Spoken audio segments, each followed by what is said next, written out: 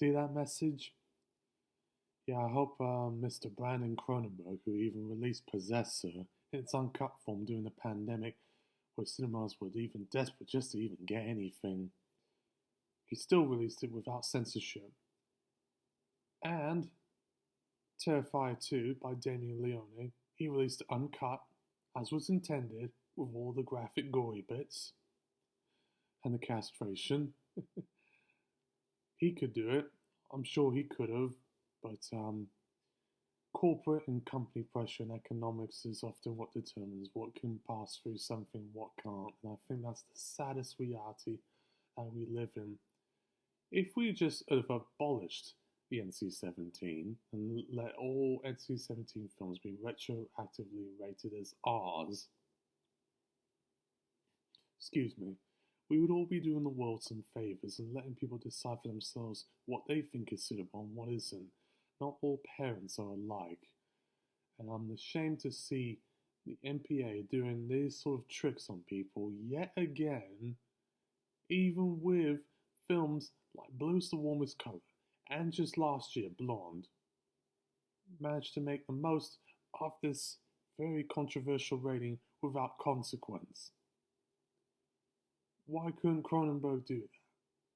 His father never budged. He released Crash 96 uncut with an NC-17 for its newest explicit sex scenes, and he even got into trouble with the BBFC a little bit because Westminster Council banned the movie, which led more people to become interested and start the conversation on it by going to other locations that were screening the film.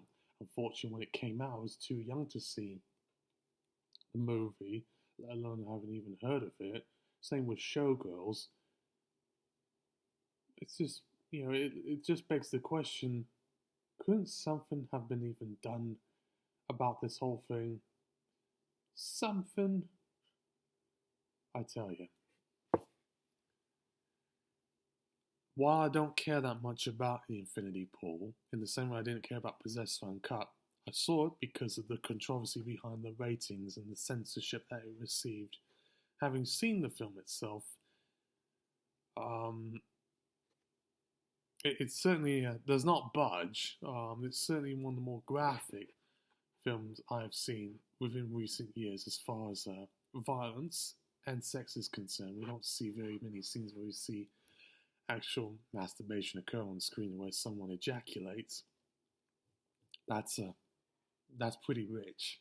Or someone having their face being smashed to bits, where we see someone's eye socket being ripped out and gruesome facial injury, a boy stabbing a person to death in his stomach and there's blood gushing out. It's just really nasty imagery involved and a sort of orgy scene that seems to go on for a lot longer than probably even Babylon, which I heard is quite wild, but that one didn't interest me because I heard it was too long. It was also a bit too self-indulgent, so I decided to go with Infinity Pool as a safer bet. I don't believe Babylon was censored, not that I'm aware of, to get the R rating. But I know this was made publicly because it received an NC-17 just like a few weeks before Blonde was going to come out for some graphic violence and sexual content. And it certainly passes the test. Unfortunately for the Americans who got the VOD release and the cinema release, it was truncated. The censored version does not show the cum shot. We don't see the stroking of the actual penis. It's just impressionistic, but we do see residue detail of sperm coming onto the ground. But we also see other shots of violence, and sometimes some of the sexual stuff is a little bit unclear. You can't tell if you saw, oh, that looks like pubic hair. Oh, that looks like an erect penis. But, it's kind of open to the imagination a little bit. But still, the fact that they couldn't do anything about it, just release it with the appeal of an R rating, with the uncut material, and let the parents and audiences decide, is frankly speaking, the problem that we have is that Americans are so finicky about sex and little trivial stuff like politics, religion, even the F word. You can't even say it on American TV. I mean, Netflix is calm with it, but regular stations are relying on advertising money. You have to bleep and remove certain stuff, and even on YouTube, they have to bleep and remove certain stuff just to bypass content guidelines and also get advertising revenue and consideration. Otherwise, they'll face demonetization, which I think is absolutely it makes you want to punch the fuckers who did so. Don't shoot them, just punch them whenever you can. No censorship.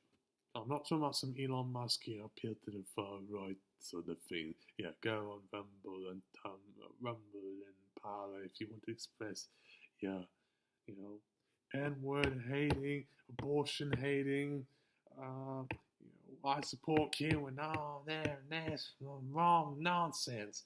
I'm talking about showing stuff that is nasty and inappropriate,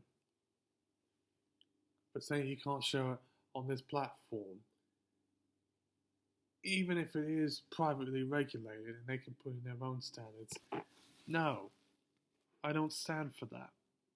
Let people decide. I wish the MPAA was abolished so that people can decide on their own what is good for them and what isn't. But you also have to change the cultural mindset, because even if you did that, Russians would still be brainwashed to believe that watching two gay men kissing or humping is a criminal offense and will damage your brain, and they're going to put a Z on your house, and Putin's army is going to come for you and kill you.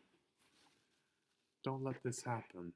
You got to change the mindset, and you also got to change the organizational entities from within. This even includes government, so things like this don't happen. Why is the Americans, and I'm partially American myself, got to look like a bunch of prissy puritanical Nellies? You could do a lot better than that. I think that abortion ban, Roe versus Wade being overturned, can open a new pair of eyes to the world that the Americans are regressing back. And if we're not careful, Britain and others will do the same. Well, let this happen. On your head be it. Otherwise,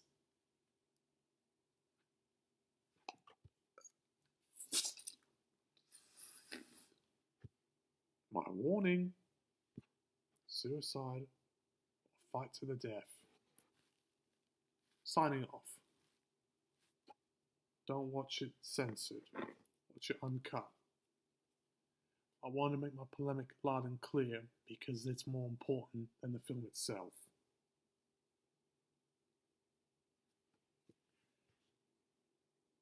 Ice-T warned you, and 2 Live Crew as well.